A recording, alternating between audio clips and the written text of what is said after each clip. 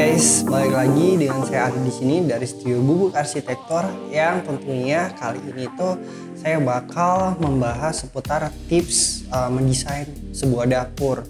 Oh ya, sebelumnya sudah 1 minggu ya kita nggak upload karena kemarin-kemarin itu saya sibuk juga ngerjain gambar gitu, gambar rumah sih. Jadi mungkin nanti kita bakal review juga sih gambar rumah yang udah saya kerjain. So kita langsung aja ke videonya. Oke, untuk tips yang pertama adalah utamakan sirkulasi dan ventilasi udara. Di mana ventilasi udara ini adalah sebuah hal yang paling utama ketika misalnya kalian itu mendesain sebuah dapur. Karena dengan adanya sirkulasi atau ventilasi udara yang mengalirkan keluar masuknya udara ke dalam dapur rumah kalian itu ya tidak lain untuk membuat udara di dapur itu menjadi sejuk. Karena kebiasaan ya orang-orang mendesain sekarang itu sirkulasi dan ventilasi udara di dapur itu bisa dibilang minim gitu, bisa dibilang minim atau bahkan tidak ada. Jadi dapurnya itu akan mudah pengap gitu, atau bau-bau hasil masakan yang ditimbulkan itu menjadi tidak sedap ya di dalam dapur. Dan kedua ya, hal yang paling penting juga, kenapa harus ada sirkulasi dan ventilasi udara, itu akan membuat dalam kondisi terburuk ya, dalam kondisi terburuk pada saat misalnya kebakaran ya, pada saat kebakaran akan mengurangi resiko si pengguna terjebak oleh api ya di dalam dapurnya, karena adanya ventilasi dan sirkulasi udara atau bukaan pada dapur itu yang besar, itu akan membuat pengguna itu resiko terjebak di dalamnya itu sangat minim gitu. Jadi bisa dipakai untuk kabur atau lari gitu kan pada saat kebakaran. Kalau misalnya kecil ya, pada saat kebakaran kalian akan terjebak di dalam dapur kalian ya. Jadi seperti itu. Terus kalian juga bisa memaksimalkan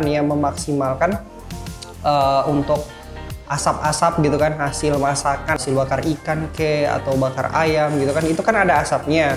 Nah, jadi kalian bisa menempatkan cooker hood di atas kompor rumah kalian.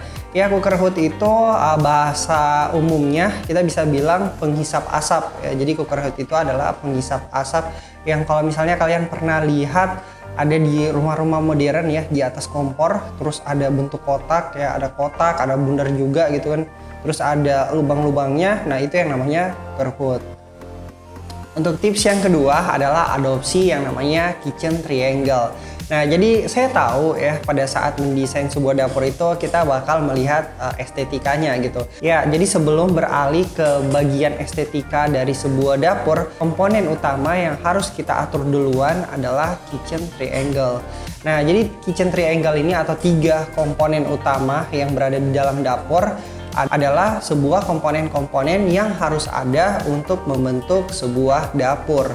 Jadi ada 3 komponen yang terdiri dari kompor, terus kulkas, sama bak cuci piring. 3 komponen utama ini itu adalah 3 komponen yang paling sering dipakai di sebuah dapur gitu.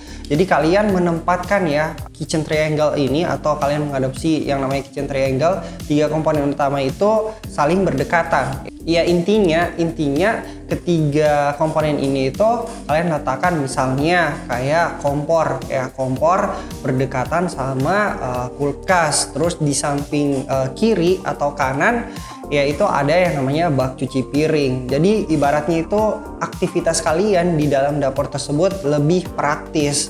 Nah, kalau misalnya sesudah kalian adopsi yang namanya kitchen triangle ini, ya kalian boleh memikirkan hal-hal yang lain. Misalnya kayak kalian menata sebuah layout perabot di dalam dapur kalian, atau membuat dapur kalian itu terlihat lebih bagus gitu kan, biar estetikanya ada.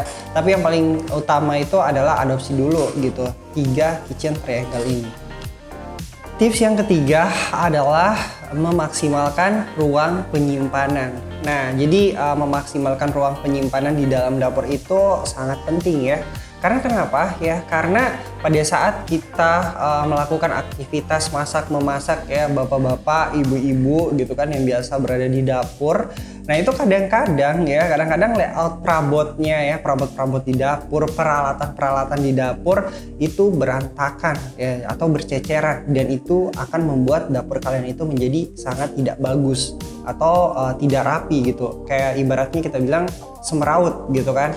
Nah, jadi kita itu harus memaksimalkan ruang penyimpanan dengan cara kita mendesain ya sebaik-baiknya ruang penyimpanan yang berada di dapur ya. Kayak misalnya rak-rak yang biasa ditempatkan di berbagai sudut atau biasa di tengah-tengah ya, antara kompor gitu kan, antara kompor di bagian atas sama di bagian bawah. Itu biasanya nempel di tembok dan biasa tingginya sampai ke langit-langit ya. Ada juga sih yang seperti itu. Walaupun kalau misalnya sampai ke langit-langit itu kayak saya rasa kurang efisien aja sih karena terlalu tinggi ya. Kecuali misalnya kita ada tempat khusus gitu kan, tempat naik khusus untuk ngatur rak-rak sampai ke atas gitu. Jadi ya biasa nggak sampai ke langit-langit sih, cuman ada beberapa kayak gitu. Jadi intinya untuk kalian-kalian bapak-bapak, ibu-ibu yang senang memasak di dapur ya kalian maksimalkan gitu ruang penyimpanan kalian, dan ditambah lagi dengan gantungan-gantungan ya. Jadi tempat gantung panci gitu kan, panci atau spatula, terus ada lap tangan juga gitu. Jadi untuk bapak-bapak, ibu-ibu maksimalkanlah ruang penyimpanan di dapur kalian. Kalian desain sebagus-bagusnya agar terlihat bagus juga gitu kan, agar estetikanya juga dapat sehingga menimbulkan kesan yang rapi pada dapur kalian. Tips yang keempat adalah elemen warna, material, dan dekorasi. Ya, mulai memasuki aspek visual dan estetika. Hal-hal yang perlu diperhatikan adalah perpaduan warna yang sesuai dengan tema keseluruhan di dapur kalian masing-masing ya. Pemilihan material yang mendukung dan dekorasi juga tentunya. Ya, penggunaan warna-warna netral terang dan dipadukan dengan elemen alami seperti kayu berwarna muda jadi tren di saat ini gitu, atau jadi tren di era modern pada saat ini. Nah, selain itu bisa dikombinasikan juga dengan finishing kabinet dan lapisan marmer klasik untuk bagian atas counter. Yaitu akan membuat dapur kalian itu terlihat lebih bersih dan juga lebih keren sih sebenarnya. Dan selanjutnya di luar aspek-aspek tersebut ya, jangan lupa atau jangan ketinggalan untuk menambahkan elemen-elemen dekoratif seperti tanaman di dalam ruangan, buah-buahan asli, atau imitasi dalam wadah yang cantik, atau peralatan-peralatan seperti gelas atau toples kaca untuk mempercantik dapur kalian. Jadi seperti itulah pada saat ketika misalnya kalian memasuki bagian visual dan estetika di dalam dapur kalian.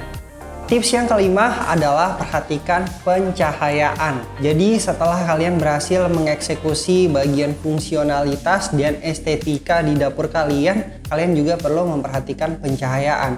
Oke, pencahayaan yang saya maksud bukan yang namanya pencahayaan alami dari jendela ataupun pencahayaan utama di tengah-tengah ruangan di atas dapur. Ya, intinya jangan cepat puas dengan pencahayaan-pencahayaan seperti itu. Walaupun dua komponen ini adalah dua komponen utama di dalam mendesain sebuah dapur. Jadi ada pencahayaan tambahan dan ada juga pencahayaan alami.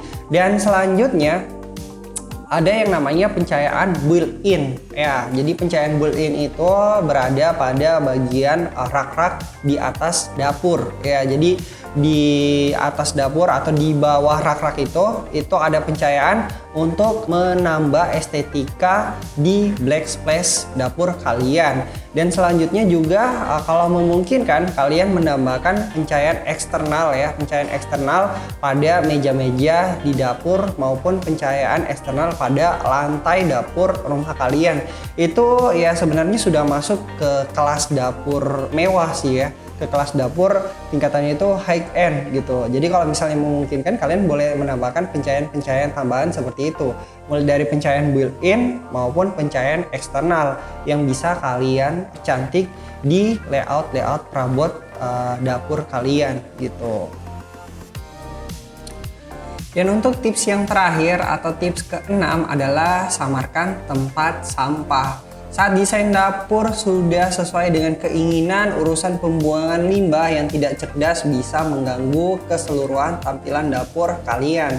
Ya, jadi kita itu harus menyamarkan tempat pembuangan sampah pada dapur kita. Ya, sayang sekali sih jika dapur yang sudah didesain dengan matang masih harus terganggu dengan tempat sampah lantai yang terbungkus kantong plastik ya. Jadi tempat sampah bisa disatukan dan menyamar sebagai salah satu laci di bagian bawah konter dapur.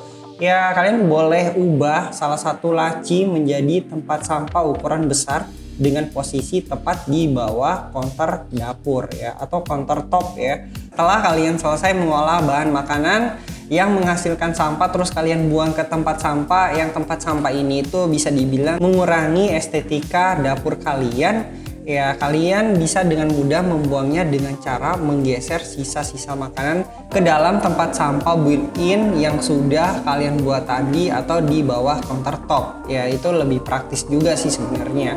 Dapur dengan desain yang cantik dan nyaman akan menjadi tempat yang lebih bermakna bagi keluarga dalam beraktivitas di dalam dapur tersebut.